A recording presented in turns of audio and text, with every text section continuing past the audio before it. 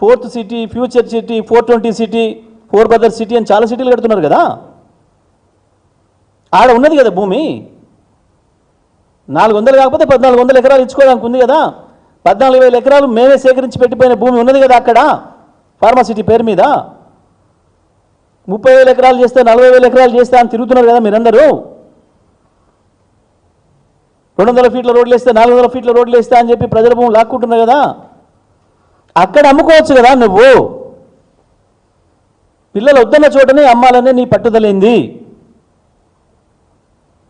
ఎవరిని మోసం చేయడం కొరకు, ఎవరిని దగా చేయడం కొరకు.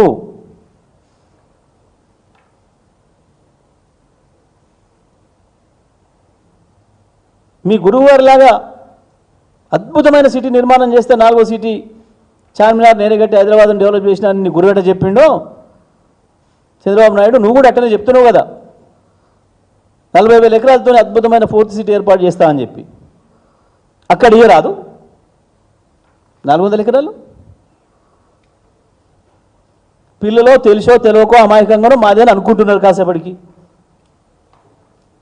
ఎందుకు మధ్యరాత్రులు పోమాలి? నీ భూమి నిజమే అయితే, నువ్వు సొంత దారివే అయితే, నువ్వు హక్కుదారివే అయితే ఎందుకు దొంగలాగా మధ్యరాత్రి పోయినావు? ఎవడైనా వాని ఇంట్లోకి వాడు బాజాబ్తో పోతాడు. రాత్రిపూట దొంగతనంగా గోడెక్కి కిందకు పోవాలి? ఇప్పటికే హైకోర్టు అనేక సార్లు చివాట్లు పెట్టింది. మీకు ఏమైనా శని ఆదివారాలే కనబడతాయా పనిచేయడానికి? రాత్రిపూటనే మీరు పనిచేయాలనా? ఇంకొకసారి శని ఆదివారాలు ఇటువంటి కూలగొట్టే కార్యక్రమాలు చేయకండి అని చెప్పింది. నీ భూమికి నువ్వు యజమాని అనుకుంటున్నప్పుడు అభ్యంతరం పెట్టిన వాళ్ళని కూర్చోబెట్టి మాట్లాడి ఒప్పించి కదా పోవాలి.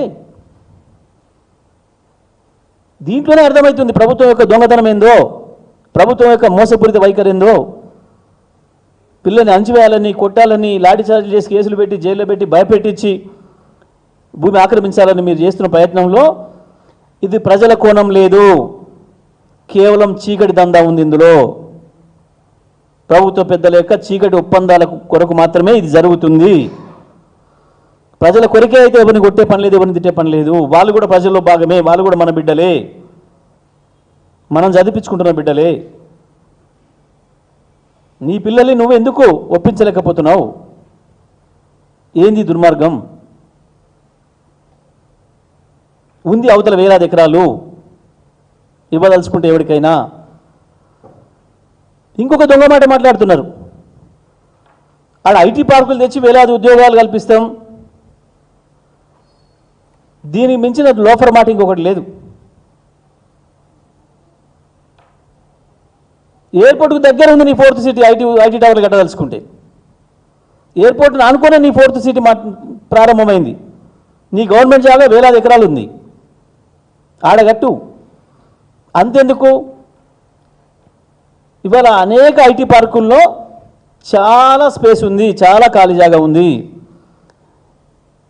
ఇంకా 10 లక్షల ఉద్యోగస్తులు తీసుకోగలిగినంత జాగా ఐటీ పార్కులలో ఉంది. ఇప్పుడు నువ్వు తెచ్చే ఉద్యోగాలు ఏందో గాడిప్పి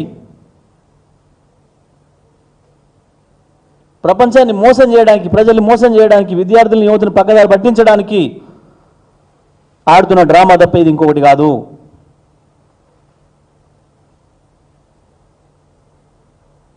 ఐటీ పార్క్ లేదు, ఒక ఉద్యోగం లేదు.